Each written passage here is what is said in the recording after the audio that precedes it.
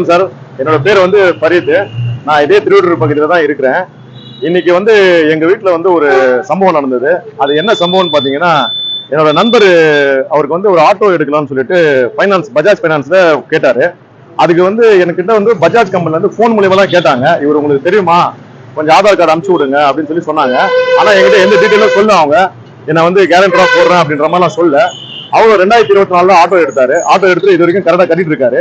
இப்ப இந்த மாசம் வந்து ஒரு 10 நாள் தள்ளி போயிடுச்சுன்னு சொல்லிட்டு அந்த நிறுவனத்துல வந்து அவரை பார்த்திருக்காங்க போல இருக்கு. அவர் வந்து வீடு காலி ஆயிடுச்சுன்னு சொல்றாங்க. ஆனா அவர் அதே வீட்டுல தான் இருக்காரு, போனும் பேசிட்டு இருக்காரு, என்கிட்ட தொடர்புல தான் இருக்காரு.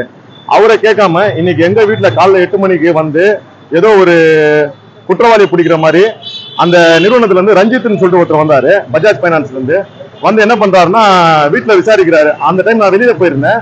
வீட்டுல வந்து கீழே எங்க அக்கா கிட்ட கேட்கிறாரு, அப்புறம் என் பொண்ணு கிட்ட கேட்கிறாரு. வீட்டுல லேடிஸ் இருக்கும்போது காலையில வந்து இது மாதிரி செய்யறதுலாம் தவறு. இப்ப அரசாங்கமே வந்து ஒரு அறிவிக்கை விட்டுருக்காங்க. என்ன அறிவிக்கை விட்டுருக்காங்கன்னா, கடன் கொடுத்தவங்களும் வந்து இது மாதிரி போய் மிரட்டி கேட்க கூடாது, வீட்டாண்டெல்லாம் போய் கேட்க கூடாது, தன்மையா கேளுங்க இல்ல காவல் நிலையத்துல புகார் கொடுங்கன்னு சொல்லிட்டு. அப்படி பார்த்தா வந்து வாங்கினவர் யாரோ, நான் வந்து சாட்சியா இருந்தது, எனக்கு வந்து தொல்லை பண்ணிட்டு இருக்காங்க.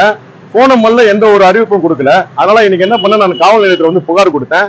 காவல் நிலையத்துல புகார் கொடுத்ததுக்கு அவங்க வந்து விசாரிச்சு இது மாதிரிலாம் பண்ணக்கூடாதுன்னு சொல்லிட்டு ஒரு வான் பண்ணி அனுப்பிச்சிருக்காங்க. அவங்க வந்து பஜாஜ் சைட்ல வந்து என்ன பண்ணிருக்காங்க, சரி நான் உங்களுக்கு கேரண்டரா வந்து இதுல இருந்து தவிர்த்துறோம், வேற கேரண்டரை வந்து போடுறோம்னு சொல்லிட்டு சம்பந்தப்பட்டவர்கிட்ட கேரண்டர் வேற கேரண்டர் காட்டுங்கன்னு சொல்லிட்டு போட்டிருக்காங்க. இதை ஏன் நான் சொல்றேன்னா, ஒரு விழிப்புணர்வுக்காக தான் சொல்றேன்.